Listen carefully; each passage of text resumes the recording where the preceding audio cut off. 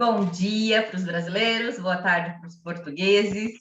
Bem-vindo à terceira mesa do eixo temático Jogos de Tabuleiro e Educação, Conexões Brasil-Portugal.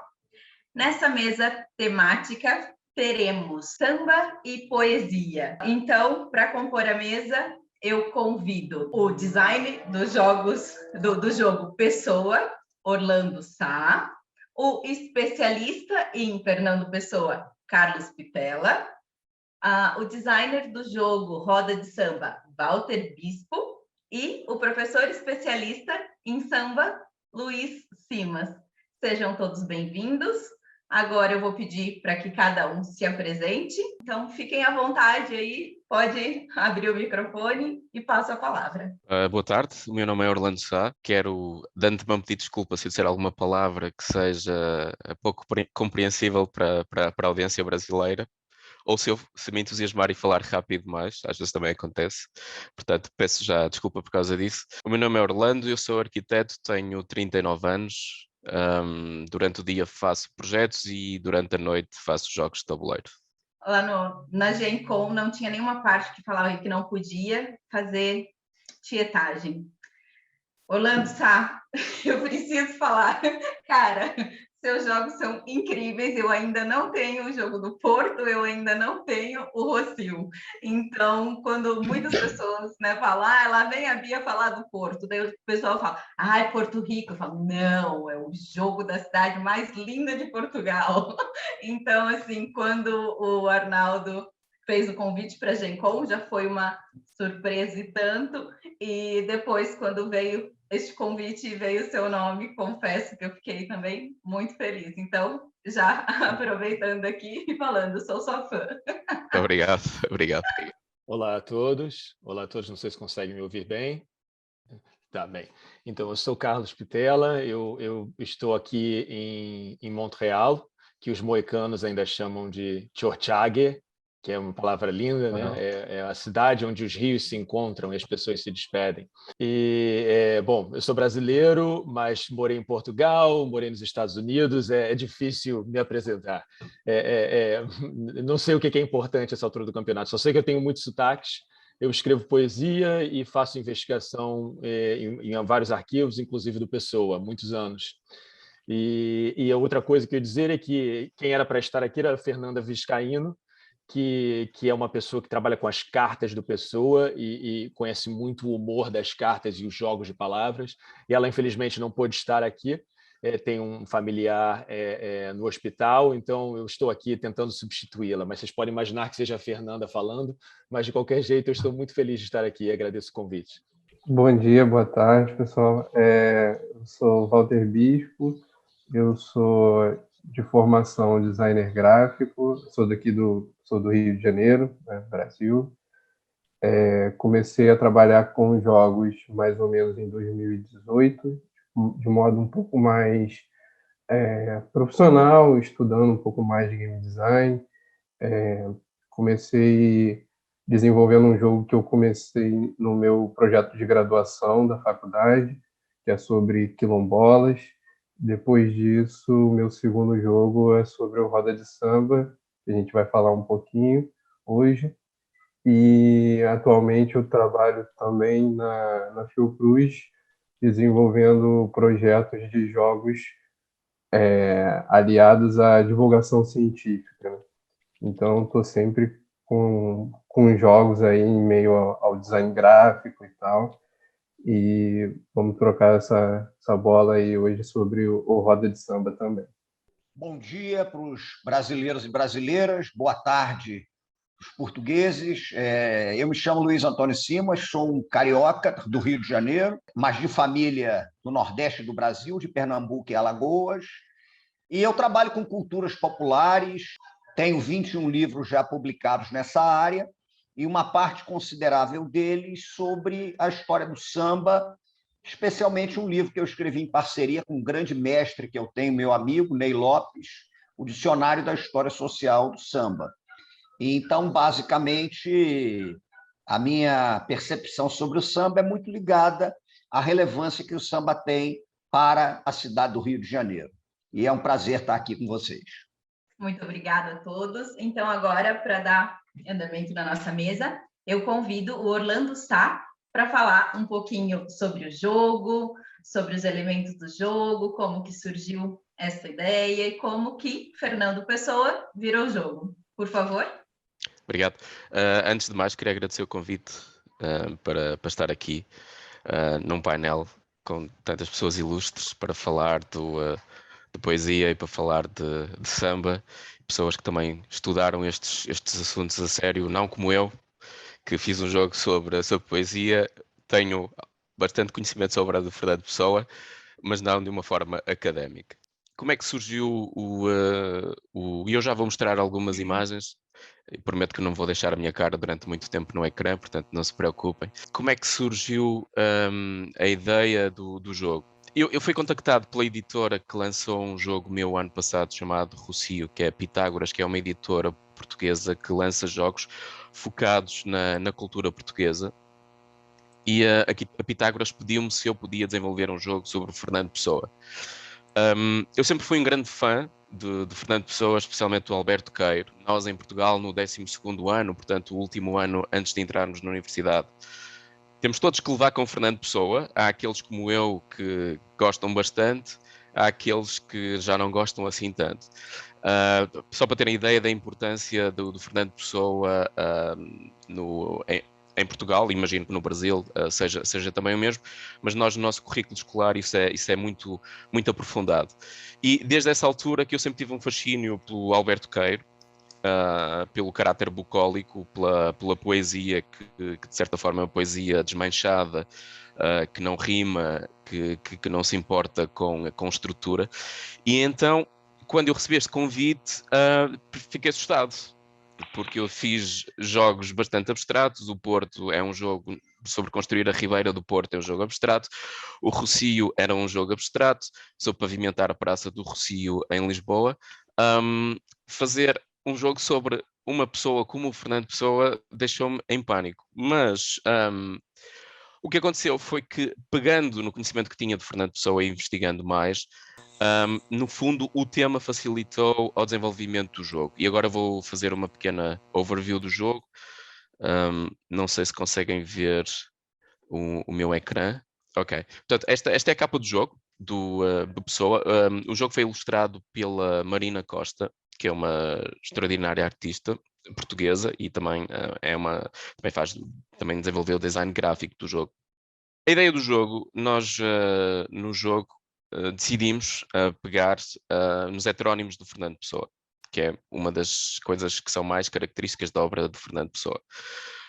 Porque um heterónimo é mais do que um pseudónimo ou mais do que uma espécie de alter ego. No fundo, é uma personalidade que tem uma vida, tem uma biografia. Portanto, o Fernando Pessoa criou imensos ao longo da sua vida enquanto escritor e usou-os, de certa forma, para ventilar aquela capacidade criativa que ele tinha.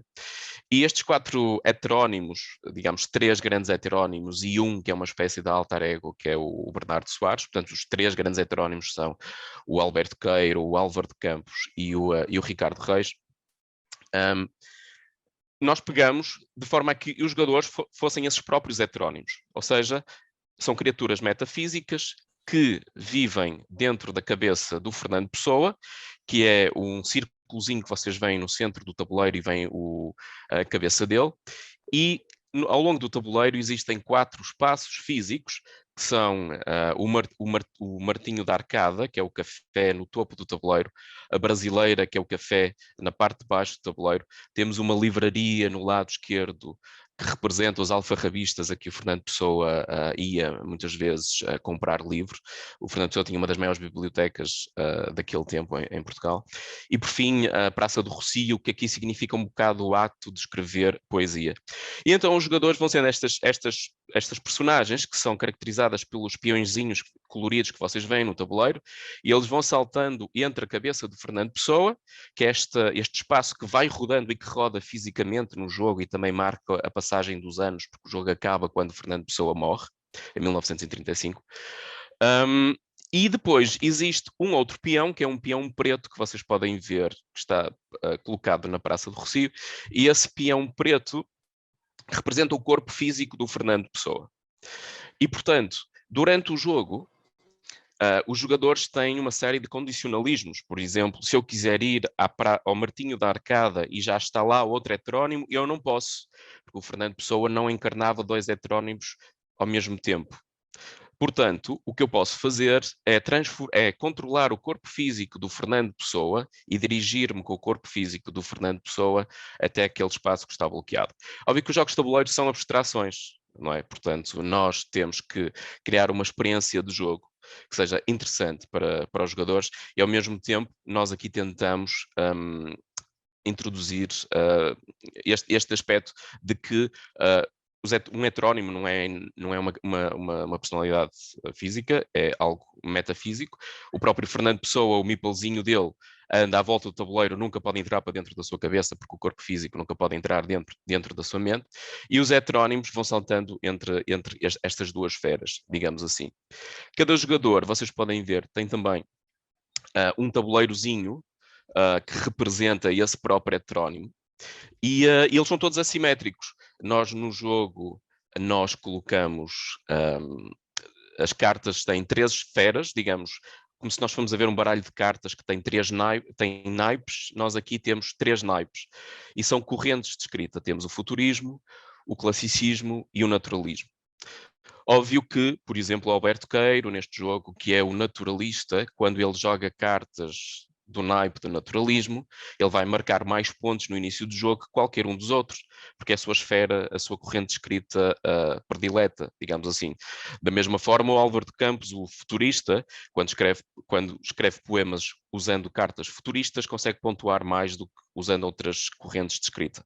Mais uma vez, isto é uma abstração, mas que nós pegamos no tema para tentar criar uma experiência de jogo. E agora vou só mostrar mais algumas imagens. Vocês podem ver aqui umas imagens aproximadas do tabuleiro do jogo. Portanto, podem ver aqui esta imagem, podemos ver a cabeça do Fernando Pessoa, com 2 heterónimos dentro da cabeça do Fernando Pessoa. E mesmo esta placa giratória que representa o espaço metafísico que contém a cabeça do Fernando Pessoa, tem também um mapa astral à volta. E este mapa astral nós introduzimos no jogo, porque Fernando Pessoa era um místico também, não é? Ele desenhou também mapas astrais para cada um dos heterónimos. E o mapa astral, no fundo, quando os jogadores jogam cartas da sua mão e as cartas que jogam têm os símbolos indicados no sítio onde eles fazem a ação, se coincidir com os 2 signos do zodíaco dessa zona, eles ganham os bónus extra. Ou seja, de certa forma, como se as nossas ações estivessem alinhadas com os astros. As cartas do jogo, podem ver aqui alguns exemplos das cartas do jogo. As cartas do jogo têm poemas do Pessoa. Aqui estamos a ver as cartas da esfera do classicismo, que tem excertos dos poemas do Ricardo Reis. E cada carta tem um excerto de um poema. E foi algo que nós achámos importante. As pessoas também, quando estão a jogar e estão a construir os poemas, nós também encorajamos as pessoas a lerem os fragmentos dos poemas à medida que eles vão jogando as cartas, para criar um certo ambiente. Óbvio que, como eu estava a explicar, todos os jogos são abstrações e nós aqui, neste caso, não estamos...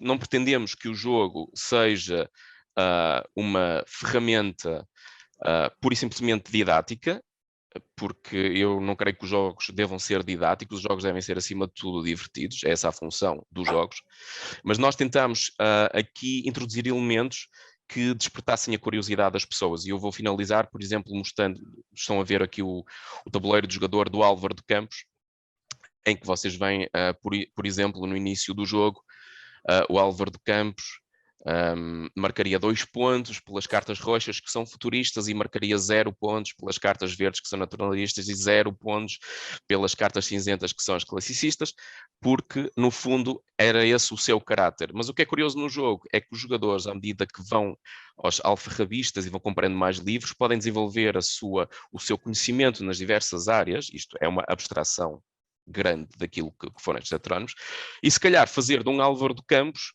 um futurista, mas também com alguma fundamentação naturalista, que nós vemos aqui, que ele agora tem uns tiles verdes que lhe dão mais pontos ao jogar cartas desse naipe.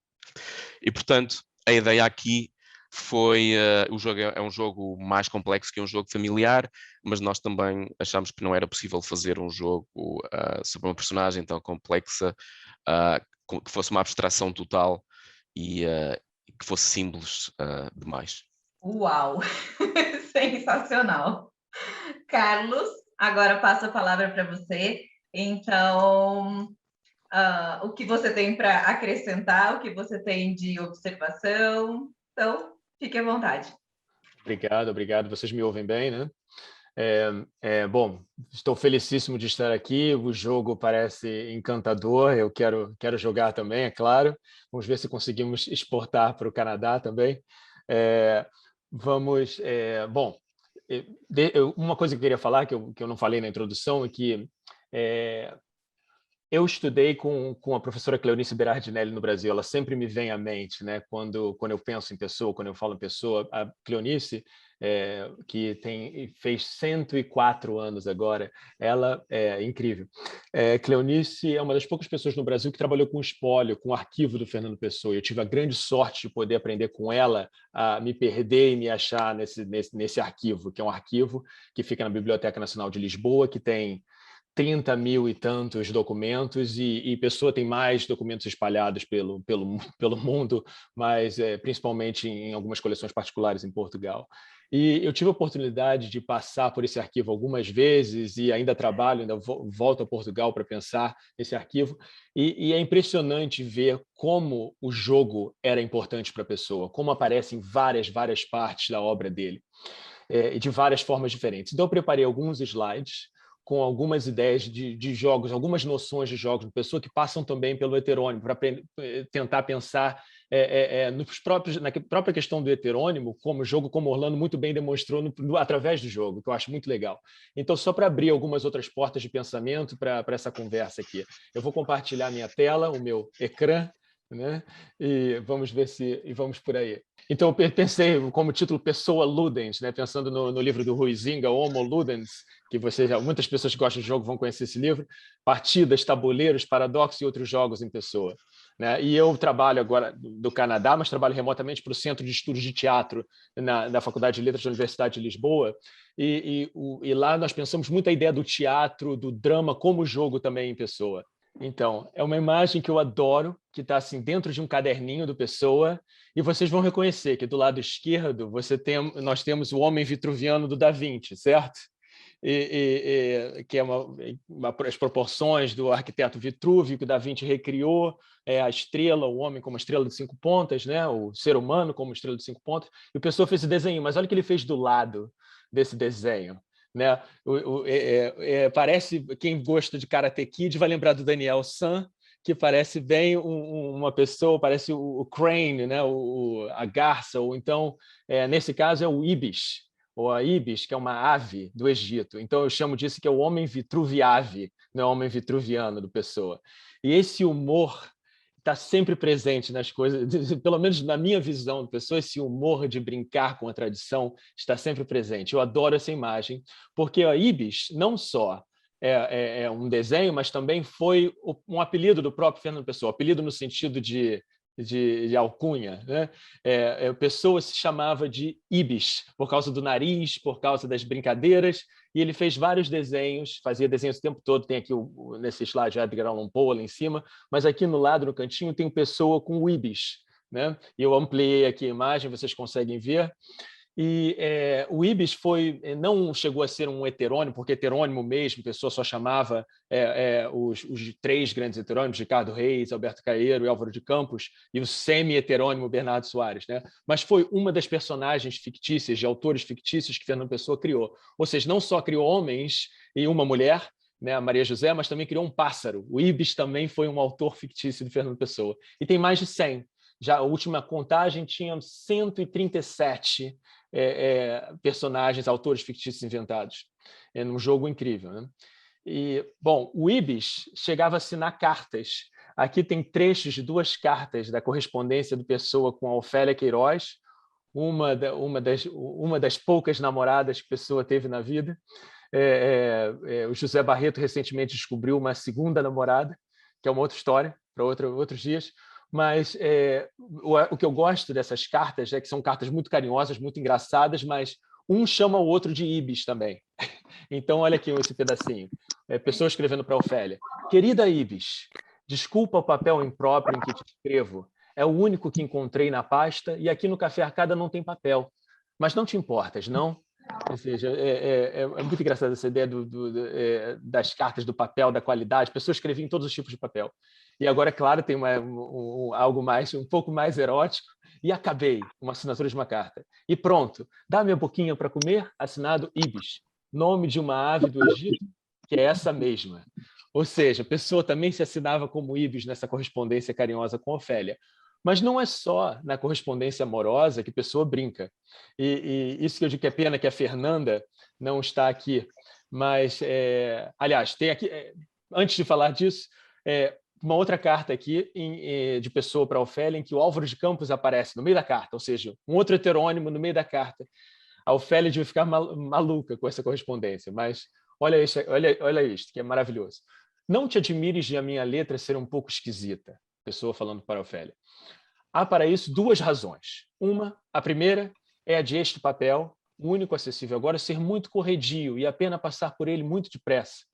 A segunda razão, né, é a de eu ter descoberto aqui em casa um vinho do Porto esplêndido, de que abri uma garrafa, de que já bebi metade. A terceira razão é haver só duas razões, e, portanto, não haver terceira razão nenhuma. Assinado Álvaro de Campos, engenheiro. Ou seja, no meio da correspondência com a Ofélia, surge um outro heterônimo, no meio daquilo, assim, é uma liberdade, de uma brincadeira tremenda. Bom, e isso me fez lembrar de quando eu recebi o convite do Arnaldo, e depois pensando em quem poderia apresentar isso, e depois o Fernando tinha aceitado. Nesse meio tempo todo, eu pensei lembrei-me de uma carta muito importante no espólio do Pessoa, e aqui eu pus um facsímile do próprio documento, um pedacinho. É um documento em que Pessoa explica a origem dos heterônimos, já em 1935, no ano em que Pessoa morreria. E nessa carta, o Pessoa escreve assim, olha o segundo parágrafo. Ano e meio ou 2 anos depois, ou seja, 2 anos depois da criação dos primeiros heterônimos, da criação do Ricardo Reis, da ideia do Ricardo Reis, que foi o primeiro que Pessoa teve, 1 ano e meio ou 2 anos depois, lembrei-me um dia de fazer uma partida ao sacarneiro, de inventar um poeta bucólico de espécie complicada e apresentar-lhe, já não me lembro como, em qualquer espécie de realidade. Isso é a primeira linha do segundo parágrafo. Ou seja, a invenção do Alberto Caeiro, o heterônimo, o primeiro grande heterônimo do qual todos os outros são discípulos. Né? O Álvaro de Campos é discípulo do Caeiro, o Ricardo Reis é discípulo do Caeiro, o próprio Pessoa é discípulo do Caeiro. O Caeiro foi inventado como uma partida, uma brincadeira ao sacarneiro, um jogo. Eu acho isso tão importante. Né? Ou seja, os próprios heterônimos são pensados, são teorizados, Pessoa como um jogo. E eu adoro essa parte também, apresentar-lhe qualquer espécie de realidade, né? A realidade do jogo. E agora, os heterônimos não são o único jogo propriamente que Pessoa inventou. Pessoa chegou a inventar jogos mesmo, charadas, enigmas, e de participar, de mandar para jornais, puzzles, etc. e tal. É que eu trouxe 2 só para desafiar os jogadores aqui, ver se vocês conseguem matar essas 2 charadas do Pessoa. A primeira é mais fácil, a esquerda, que é o enigma. No homem dizem que estou, e no verso devo estar. No vento, alguém tentou dizer que me hão de achar. Alguém sabe qual é a resposta desse enigma? Pensem. De repente eu revelo a resposta no Q&A, no final. Né? Agora, olha o segundo enigma eu vou decifrar com vocês aqui, que é esse logograma, essas imagens aqui embaixo. Tem uma cruz, que é fé, né? Fé ou fé. Tem uma flor de lis, feliz. Eu é o, feliz é o, né? Eu é o, feliz é o homem que, feliz é o homem que tem um VI ali, vê. Ele está vendo, esse homem está vendo alguma coisa. Feliz é o homem que vive, sem Romanos, sem cuidar, tem um D e um A ali escondidos, e tem 2 dós, que é 2. Feliz é o homem que vive sem cuidados. É um enigma inventado pela Pessoa. E E só para a última coisa que eu queria falar é que a pessoa chegou a inventar jogos de tabuleiro. Isso é uma coisa que poucas pessoas sabem. É claro, os jogos todos faliram, nunca chegaram a ser vendidos e tal, mas a pessoa chegou a inventar jogos de tabuleiro também. É uma coisa sobre a qual eu escrevi com Jerônimo Pizarro, num livro que nós fizemos, chamado Como Fernando Pessoa Pode Mudar a Sua Vida, que saiu no Brasil, que é um livro que fala sobre as várias facetas do arquivo do Fernando Pessoa. E uma delas é essa criação de jogos. E a pessoa chegou a inventar um futebol de tabuleiro, que era tipo um pré-futebol de botão, né, com regras complicadíssimas. Aqui está em inglês um dos documentos em que ele escreve as regras e uma tradução em que eu tentei imaginar esse jogo. Não é muito fácil, talvez o Orlando consiga imaginar como isso seria de fato jogado, mas esse é um dos dois. Ele descreve o campo, os pontapés, como é que os peões se moveriam, mas tem um outro, além desse, que eu acho ainda mais fascinante, que é o último aqui, que nesse slide, que é um jogo chamado Strategy, Estratégia, que esse, de fato, a pessoa tentou vender, chegou a mandar para uma companhia, uma carta para uma companhia importante de jogos para pensar como seria possível vender esse jogo. E o que eu acho interessante, se nós entrarmos na descrição desse jogo do Pessoa Inventor, ele parece o War, que no Portugal é o risco, né? O jogo ao risco. E o Pessoa, assim, isso ele inventou esse jogo em 1915, ou seja, em plena Primeira Guerra Mundial. Ele manda isso, uma intuição brilhante de inventar um jogo de guerra naquela época. E, claro, naquela época, a Europa, com os problemas que tinha, não era um momento propício para fazer business. Mas, poucos anos depois, no começo da década de 20, alguém, de fato, inventou o War. E a pessoa poderia ter ficado milionário se esse jogo tivesse ido para frente, né? Bom, isso são alguns aspectos do Espólio Fernando Pessoa que falam de jogos. E, claro, não podemos esquecer da própria poesia em si, que está sempre falando de jogos e de brincadeiras de pessoa. Um dos grandes poemas do Ricardo Reis chama-se Os Jogadores de Xadrez, que infelizmente é muito longo, não dá para nós lermos aqui, mas vocês vão na internet depois, leem Os Jogadores de Xadrez, que tem uma guerra acontecendo e os jogadores continuam jogando xadrez. É um poema incrível. Mas eu gostaria de terminar com um poema pequenininho, que é esse aqui, que fala também de jogo, que é um poema do Gato, que eu adoro. Aqui esse é o documento do próprio Espólio Pessoa. E eu vou ler assim como a título de conclusão, que tem brincadeira, eu acho que resume bem os heterônimos também. Gato que brincas na rua como se fosse na cama. Invejo a sorte que é tua, porque nem sorte se chama. Bom servo das leis fatais que regem pedras e gentes, que tens instintos gerais e sentes só o que sentes. És feliz porque és assim. Todo o nada que és é teu. Eu vejo-me e estou sem mim. Conheço-me e não sou eu. Sensacional, Carlos. Muitíssimo obrigado. Eu falo, né? A gente teve aqui você, Orlando e Carlos, contando muito sobre Fernando Pessoa. Então, assim, gente, dava para ficar horas aqui, ouvindo horas. A próxima vez, com certeza, será mesa de 2 horas. Agora, para ver se essa mesa vai dar samba, eu convido Walter Bispo. Aliás, primeiro, Orlando, tem alguma observação, algo para falar sobre as falas do Carlos Pitella? Não, eu queria agradecer ao Carlos por este momento extraordinário e por me dar a conhecer coisas que eu também não conhecia acerca de Fernando Pessoa, nomeadamente que ele tinha desenhado 2 jogos, tinha tentado desenhar 2 jogos, incrível. Muito obrigado. É um prazer, e depois eu compartilho contigo, e claro, isso aqui vai estar aberto, mas eu envio as regras. Eu gostaria de saber se é possível jogar esses jogos, o que o Orlando imaginaria. Walter Bispo, por favor, apresente o seu jogo, Roda de Samba. Bom, vamos lá. Difícil até, né, depois de tudo aí que a gente aprendeu sobre o Fernando Pessoa, né? É muito interessante essa troca cultural, né? Eu queria começar assim, já dizendo que isso fortalece mais aquilo que a gente acredita, né? Que os jogos eles têm esse potencial me permito fazer também uma redundância, né? Eles têm esse potencial de potencializar, né? As culturas, os temas, e foi assim que eu idealizei o Roda de Samba. como eu falei na introdução, o meu primeiro jogo foi sobre quilombo, né? Se chama Quilombolas, o Refúgio dos Palmares, que já retrata uma questão histórica, social do Brasil.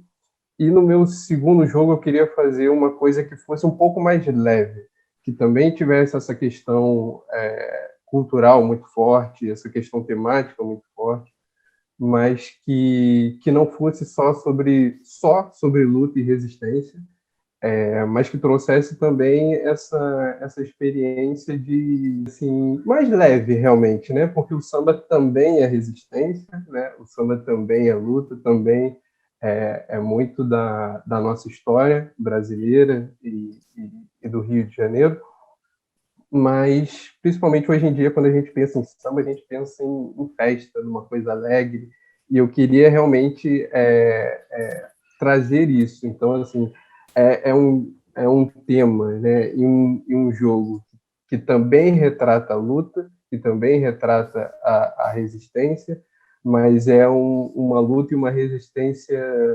alegres, vamos dizer assim, né, que você percebe em toda a criatividade, né, do nosso povo, toda a, a característica de fazer muito com pouco, né, de fazer muito com simples. Então, por isso que eu resolvi retratar o samba, sabendo também que ele poderia atingir um público muito vasto, né? Porque se a gente perguntar para o povo brasileiro assim, o que você acha que é o grande elemento cultural do Brasil, ou se você fizesse uma lista de, sei lá, cinco grandes elementos culturais do Brasil, o que é a cultura do Brasil? Provavelmente o samba vai estar ali no meio para, se não todos os brasileiros, uma grande parte dos brasileiros, né? Então, se a gente tem um movimento, né, que é tão forte, por que não ter um jogo sobre isso, né? E também eu cheguei a jogar jogos que falam, por exemplo, sobre carnaval, mas eu achei que faltava algo mais, sabe? Eu queria fazer, como o Orlando falou muito bem na fala dele, que jogos são sempre abstrações, né? Mas quanto mais a gente consegue rechear aquilo, quanto mais a gente consegue fazer com que aquilo seja imersivo, né? Eu acho que a experiência ela fica mais rica, né? Então, a partir disso, eu comecei a trabalhar esse jogo. E aí eu vou compartilhar com vocês aqui algumas imagens. Então, falar um pouco do jogo em si. O Roda de Samba é um jogo de cartas, porque eu queria que fosse uma coisa simples. Ele é baseado, ele tem como referências o Buraco, que é aquele jogo clássico de cartas em que você baixa cartas, descarta, e também um pouco de referência do Splendor, que é um jogo mais moderno, em que você tem instrumentos na sua mão e você vai baixando esses instrumentos em roda. E aí você vai formando a sua roda de samba com diversos instrumentos, e a partir dessa combinação de instrumentos você consegue atrair grandes sambistas para a sua roda.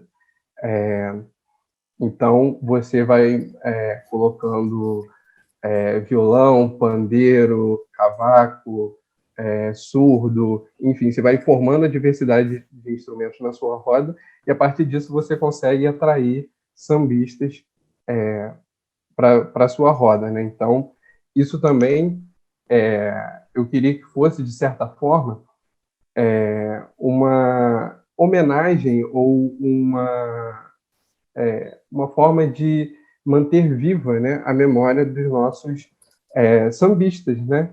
Então, assim, explicando rapidamente o que a partir da minha pesquisa e tudo mais, eu elenquei uma série de instrumentos, dividi eles em naipes, que seriam 4 categorias, e a partir desses naipes você vai baixando, formando combinações para poder atrair esses sambistas para sua roda. Conforme você for chamando os sambistas, a sua roda de samba vai ficando mais famosa. E aí, no final do jogo, aquele que conseguir mais fama ganha a partida.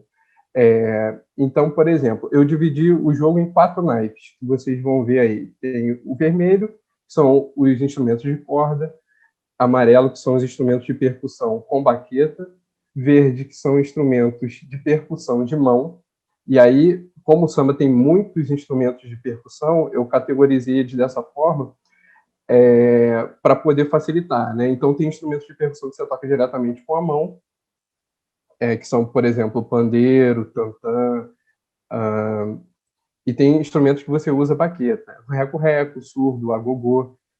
E tem o naipe azul, que é o naipe que eu chamo de naipe criativo. E aí, nesse naipe criativo, eu aproveitei para colocar elementos que mostram realmente a criatividade do samba e a característica do samba de fazer muito com pouco, né?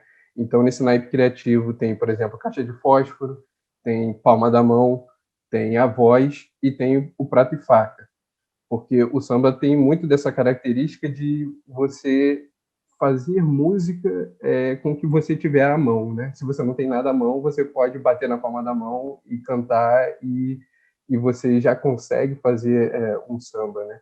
Isso evidencia a criatividade mesmo do gênero musical, que é uma coisa que eu queria trazer para o jogo. E aí, aqui, por exemplo, caixa de fósforo, palma da mão, voz, e aí você vai baixando esses instrumentos em roda, de certa forma tentando combinar cores e números para você não ter um samba atravessado, ou seja, você até pode baixar instrumentos que não combinem cor nem número, mas aí você tem uma pequena desarmonia entre esses instrumentos. E aí você perde pontos se você tiver essa desarmonia, esse samba atravessado. E aí, por exemplo, como vocês podem ver aqui na carta do Silas de Oliveira, e tem uma combinação aqui em cima. Tem aqui um banjo, uma cuíca, e você pode ter mais um outro instrumento verde, um outro instrumento azul. Se você tiver essa combinação na sua roda, um banjo, uma cuíca, mais um outro verde, um outro azul, você consegue chamar o Silas de Oliveira para sua roda. E aí o Silas de Oliveira na sua roda, ele te dá 4 pontos de fama. No final do jogo, ele vai te dar mais um ponto para cada instrumento amarelo que você tiver, ou seja, cada instrumento de percussão com baqueta, e ele leva um surdo para sua roda. Ou seja, você passa a ter um instrumento a mais na sua roda desse grande sambista, e aí fica mais fácil de você chamar o próximo sambista. Vale dizer aqui também que esse jogo é um protótipo, né? A arte é de protótipo, e a própria, por mais que eu queira retratar grandes sambistas aqui, a arte, o jogo em si, caso ele seja publicado e tudo mais, talvez a gente precise fazer alguma paródia, alguma questão assim, por conta de direitos, né, dos sambistas, porque senão a gente teria que entrar em contato com todas as famílias, pedir autorização a todo mundo, enfim. E aí, basicamente, é isso. Você baixa os instrumentos em roda, e aí, montando combinações, você chama esses sambistas para cá. Aqui, mostrando os instrumentos com os naipes, né? Tem cavaquinho, cuíca, ganzá. E uma coisa interessante no jogo é que, além dele atrair o público que gosta de samba, né, ele é um jogo que, por ele ser fácil, por ele ser casual, ele atrai pessoas também que não conhecem tanto. Então, assim, é muito comum a pessoa jogar e falar assim, caraca, achei muito maneiro porque eu nunca tinha visto um agogô e agora eu consigo ver o agogô, já sei como é um agogô, como é um reco-reco, e outras pessoas dizem, caraca, achei muito maneiro que as pessoas fazem samba com prato e faca, que fazem samba com caixa de fósforo. Então, essa característica que os jogos têm de você ensinar coisas, mesmo sem dizer nada, né? Só por ter a ilustração, só por ter a narrativa, o jogo ensina, né? Pela ilustração, pelo modo como ele é colocado ali.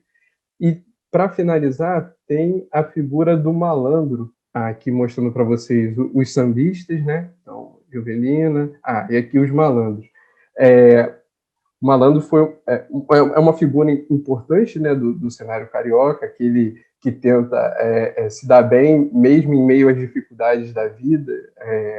E aí, no jogo, ele entrou como um elemento de mais interação, porque quando a gente fala de samba, a gente fala de uma experiência que ela é coletiva, né? Ela não é uma experiência individual, né? Quando você vai para um samba, você se diverte em grupo, né? Tanto quem toca, quem dança, quem assiste. E no jogo precisava ter, como você monta a sua roda e você tenta levar os sambistas para a sua roda, tinha um pouco da experiência do jogo em que você jogava um pouco no seu mundo, vamos dizer assim.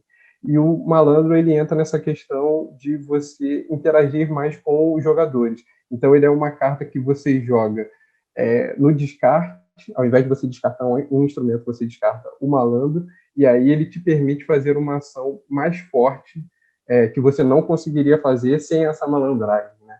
Então, tem alguns tipos de malandro e eles te permitem fazer algumas ações mais fortes, como, por exemplo, baixar mais de uma carta, comprar, pegar um instrumento da roda de um adversário, enfim. Então, basicamente, essa é a experiência do jogo. E, para mim, a grande questão é justamente levar as pessoas a ter essa experiência de aprender coisas sobre samba, mesmo sem falar, vamos dizer assim, né? A pessoa joga e ela percebe, caramba, eu só tinha ouvido falar no agogô, mas eu nunca tinha visto um agogô, não sabia que dava para fazer samba com palma da mão e caixa de fósforo. Enfim, imergir o jogador, né, nessa experiência de jogo e aprender um pouco com o jogo sobre o tema, né? Tá, então daí tem bastante pergunta aqui, de onde que encontra, se tem como jogar, né, o protótipo. Então, aí, por favor. Agora, professor Luiz Simas, por favor, então, faça considerações em relação ao jogo. E eu já deixo uma pergunta aqui para o Simas, se todo samba pode ser uma poesia, se toda poesia pode virar samba. Boa tarde, vocês me ouvem bem? Tranquilo? Primeiro eu quero dizer o seguinte, eu acho que faz todo sentido essa ideia do Walter de transformar uma roda de samba num jogo, até porque a experiência do samba ela é uma experiência coletiva. E há um detalhe aí que eu acho fundamental, que a gente tem que pensar, tem que refletir sobre ele, é o seguinte: o samba é um ritmo, o samba é uma coreografia. Então, se a gente for falar, por exemplo, do ponto de vista rítmico, o samba é um ritmo que vem, o fundamento do samba, sobretudo de uma região que a gente costuma dizer que é aquela região das culturas bantus, ou seja, vem dos batuques de uma África que abrange, sobretudo, o Congo e Angola. Então, a célula rítmica do samba ela vem dali, né? Ela é muito vinculada a essas culturas bantus. Tanto que, se você escuta os tambores do samba, você vai ver que esses tambores têm uma relação muito íntima com os tambores das religiosidades que cultuam os inquices, que são as divindades do povo banto. Ritmos como o cabula, ritmos como o congo, ritmos como a muzenza. Então, o samba tem uma estrutura rítmica que vem dali. E no Brasil, essa estrutura vai cruzando com diversas outras referências. A referência, por exemplo, do violão, que chega ao Brasil através da Península Ibérica. A referência do cavaquinho, que chega ao Brasil através da Península Ibérica. A referência do pandeiro, que é muito curioso, porque o pandeiro vem da Península Arábica para a Península Ibérica, chega ao Brasil, e você tem, por exemplo, um grande sambista como João da Baiana, que dizia que o tipo de pandeiro que ele tocava era um pandeiro que bebia na fonte do pandeiro que os ciganos que viviam na Praça 11 do Rio de Janeiro tocavam também, né? Então, o samba tem esse fundamento africano e ele vai se relacionando com várias outras, né, informações até que se configura como esse gênero musical, como esse ritmo, enfim, que vai caracterizar em larga medida a identidade sonora do Brasil. Mas, mais do que isso, e aí é que eu acho fundamental o trabalho do Walter, o samba não é só um gênero musical, não é só um ritmo ou uma coreografia. O samba é aquilo que a gente pode dizer que é um fato social completo, porque em torno do samba circulam diversas coisas. A maneira como você se veste, a maneira como você come, a maneira como você ama, a maneira como você celebra a vida, a maneira como você lamenta a morte. E, mais do que tudo isso, o samba é um construtor de coletividade. O samba é um construtor de sociabilidade. O samba é um construtor de identidade. Por quê? Porque o samba é fundamentalmente originário das culturas das diásporas africanas. E aí eu queria chamar a atenção, como fala um grande teórico das diásporas, o Paul Gilroy, quando ele diz uma coisa que é muito significativa. Toda diáspora é um fenômeno de aniquilação. Toda diáspora sequestra corpos, toda diáspora aniquila identidades, toda diáspora quebra sociabilidades, desarticula redes de proteção social. Toda diáspora desagrega. Mas aí é que vem um elemento fundamental em que se insere o samba. Se toda diáspora desagrega, toda cultura de diáspora se fundamenta na ideia do agregar, reconstruir os sentidos comunitários da vida. Não existe elemento da cultura da diáspora africana no Brasil que não se fundamente na ideia da coletividade. Não há cultura de diáspora centrada no indivíduo. Então, você pode pegar a capoeira, você pode pegar os reinados, você pode pegar as congadas, você pode pegar os maracatus, você pode pegar os terreiros de candomblé, sejam eles terreiros de candomblé da linha Nagô, né? Sejam eles da linha Angola, sejam eles da linha Gesmari, né? Oriundos do antigo Império do Daomé. Todos os fundamentos das culturas diaspóricas são basicamente comunitários, são gregários. E é por isso que um grande pesquisador da história do samba, infelizmente falecido, Roberto M. Moura, ele dizia uma coisa muito interessante que dialoga com o jogo que o Walter propõe. No princípio era a roda, ou seja, não foi o samba que deu origem à roda, foi a roda que deu origem ao samba. Porque nas culturas africanas, a roda é um fundamento coletivo de construção da vida. Então, você vai ver que há inúmeras culturas africanas que se fundamentam no convívio do grupo em roda, formando uma roda. Então, o Moura dizia uma coisa, não inventaram o samba e falaram, então agora vamos fazer uma roda. Não. Como as pessoas se integravam na roda, né? A partir desta ideia, elas começaram também a fazer o samba. Por quê? Porque nas culturas africanas, eu escrevi um livro sobre isso com meu mestre Ney Lopes, chamado Filosofias Africanas, uma introdução, né? A música acompanha todos os passos da vida, todos.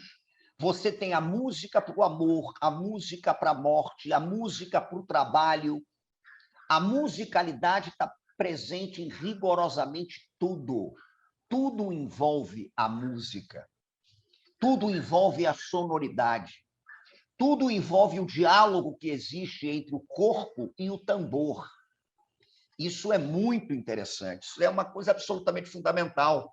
E aí o Walter, por exemplo, quando chama esses sambistas, eu vi a carta, por exemplo, de Tia Seata. Tia Seata foi uma quituteira baiana que migrou para o Rio de Janeiro e que tinha um tabuleiro de doces na esquina da Rua 7 de Setembro com a Rua Uruguaiana, uma esquina muito famosa do Rio de Janeiro. Eu não passo por ali sem imaginar que era o lugar do tabuleiro de Tia Seata. E a casa de Tia Seata, na Rua Visconde de Itaúna, número 147, ela foi um ponto de encontro dessa roda, dessa coletividade. E mais do que isso, um conceito aqui que o professor Milton Santos, um grande geógrafo, para eu concluir respondendo a sua pergunta, ele utilizava, e eu acho brilhante, sabedoria da escassez. Isso não é romantizar o precário, porque o precário não deve ser romantizado, mas é mostrar como a escassez ela criou inventividade. Como, a partir da escassez, você construiu sentidos de vida. Um dos instrumentos que estão ali, por exemplo, nas cartas que o Walter fez é o tantã. O tantã é um instrumento que vai ser implantado no samba por uma turma do Rio de Janeiro, do subúrbio do Rio de Janeiro, que fazia rodas de samba no Cacique de Ramos. E aí o Sereno, que é o músico que introduziu o tantã no samba, ele dizia que introduziu o tantã por uma razão muito simples, porque o instrumento de marcação era o surdo.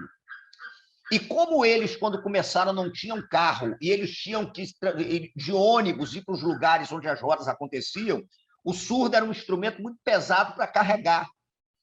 Então, eles imaginaram que o tantã poderia fazer o papel que o surdo faz, de fazer a marcação rítmica, né? E é muito mais fácil você transportar o tantã. O prato e faca, né, que está ali bem retratado, ele é da estrutura do samba de roda, porque, no fim das contas, existe uma culinária do samba, e você usa qualquer coisa que possa fazer percussão. Então, a sabedoria da escassez, ela produz invenção de vida, e a história do samba é isso, e o jogo fala disso, é muito bonito. E eu acho que, evidentemente, existem os cruzamentos entre o samba e a poesia, até porque o samba e a poesia, fundamentalmente, circulam naquele campo, que é o campo da arte, que produz incessantemente experiência de dar sentido ao mundo. Isso eu acho que é absolutamente fundamental. Então, a gente está pensando em construções de sentido de mundo. Além do samba ter tido seus grandes poetas, um deles, Noel Rosa, né, que foi um grande letrista, um grande cronista, um grande poeta do samba, excepcional, né?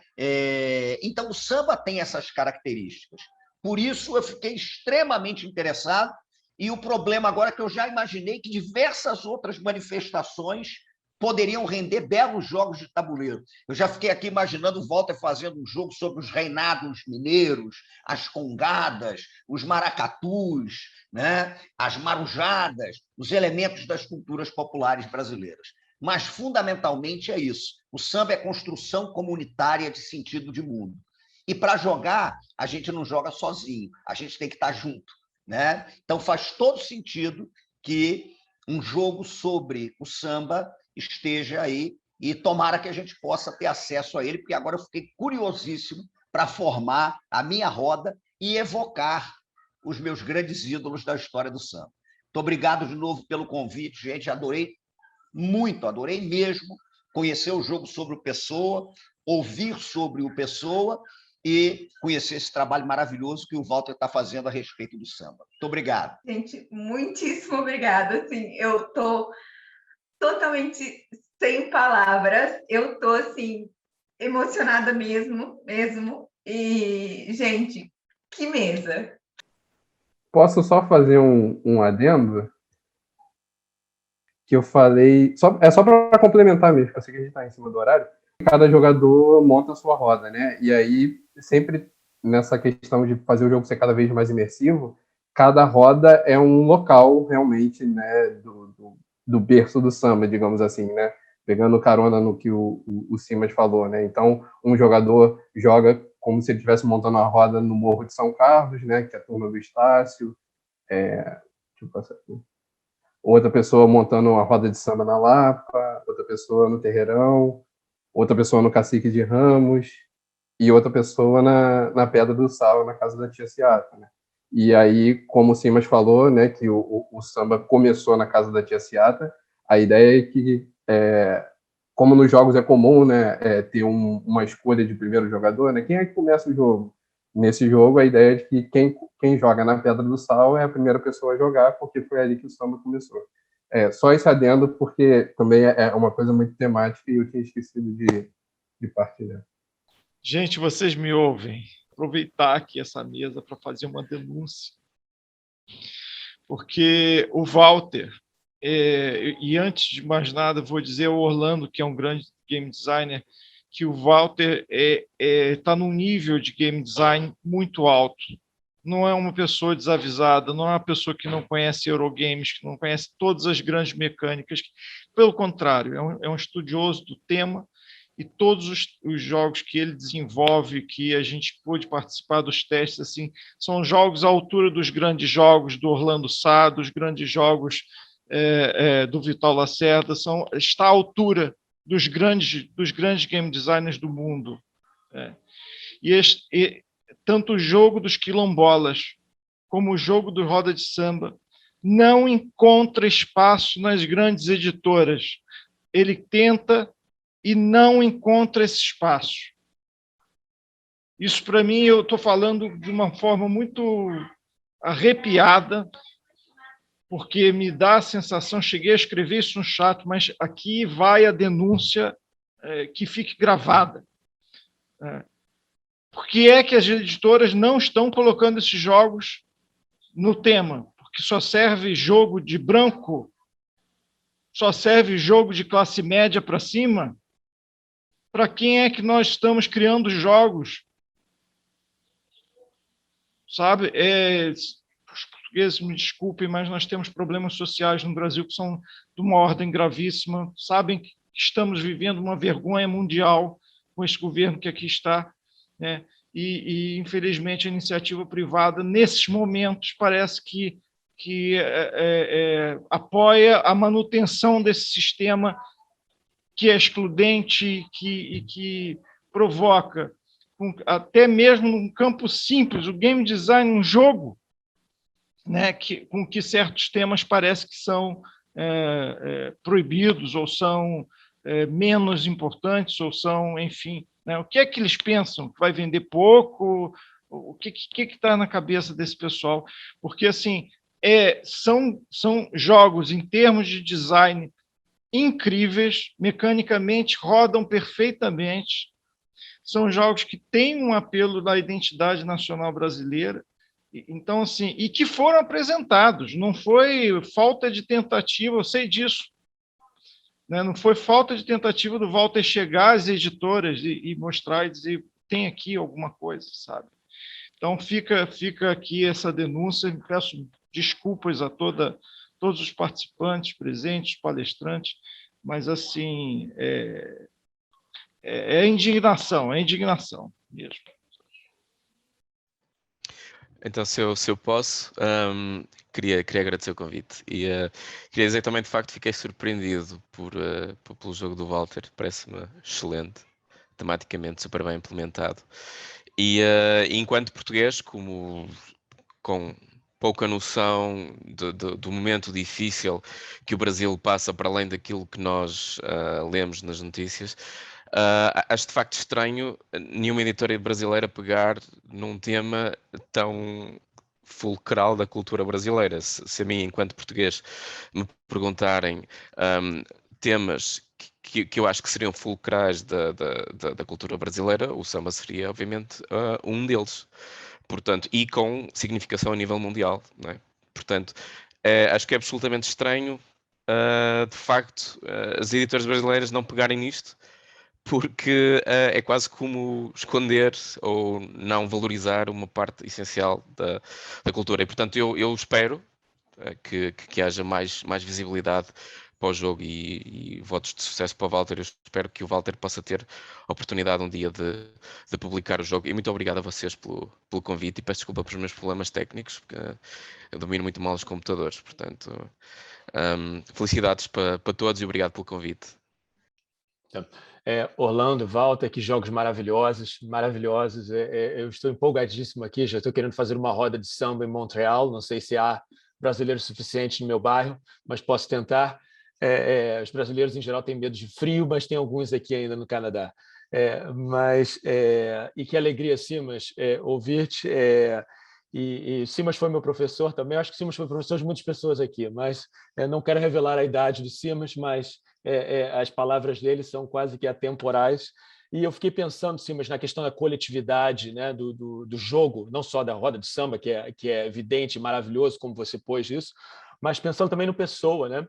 Que Pessoa foi muito sozinho quando ele era criança. O pai dele morreu quando ele era muito jovem, a mãe casou-se com o cônsul na África do Sul. E para mim parece, sem querer fazer muita psicologia aqui, mas parece inseparável a ideia de criar o jogo da heteronímia né, o pessoal chamava de heteronimismo, criar esse jogo com a questão de necessidade de um coletivo, né? Eu acho que essas coisas também são um pouco inseparáveis, né? Mas é claro que o modo como o jogo se manifestou na roda de samba é bem diferente de como se manifestou na pessoa, mas eu acho que o jogo une aí, né? E a outra união, a poesia e a música, né? Claro. Mas eu fiquei pensando no Dori Caymmi, que musicou algumas canções do Pessoa na Ribeira deste Rio, que não vou cantar aqui, não vou cometer esse crime, mas de repente Simas canta, a voz dele é melhor. Na Ribeira deste Rio, do Dori Caymmi, que é maravilhoso, e pensando, estou tentando lembrar o ritmo aqui, que eu acho que a voz domina a música, mas lá chega a haver alguma interseção também, essa ponte no próprio Pessoa com alguma coisa que se aproxima do samba, ou pelo menos da música, mas um ritmo mais folclórico, um ritmo bastante folclórico no Brasil, que o Dori não levou para o fado, né? Levou na Ribeira do Rio, parte para o samba. E eu fiquei pensando nisso, se a gente tivesse, se alguém tiver o Spotify na mão, de repente já pode terminar a sessão com Dori Caymmi. Olha, e agradeço mais vezes mais a todos aqui. Fiquei muito feliz de estar aqui mesmo. Passo meus dias a fio, nada me impede ou me impele, me dá calor ou dá frio. Vou vendo o que o rio faz, quando o rio não faz nada, vendo os passos que ele traz. Isso é bonito, Dori Caymmi musicou Fernando Pessoa.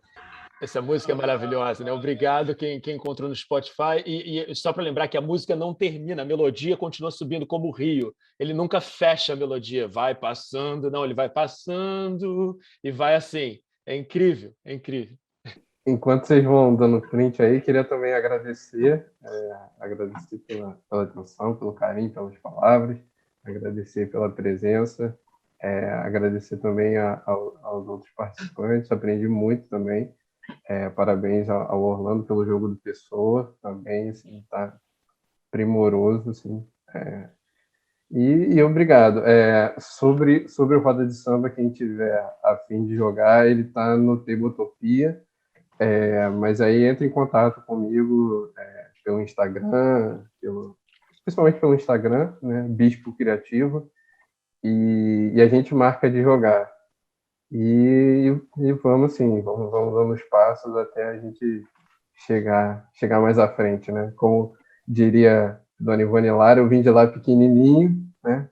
Alguém me avisou para pisar nesse chão devagarinho, e aí a gente vai dando esses passos. Então, quem tiver interessado, quiser jogar, entre em contato comigo pelo Instagram e a gente marca de jogar virtualmente pelo Tabletopia. Obrigadão, gente. Gente, brigadão mesmo, de coração, e desejo muito samba, muita poesia e muitos jogos na vida de todos vocês.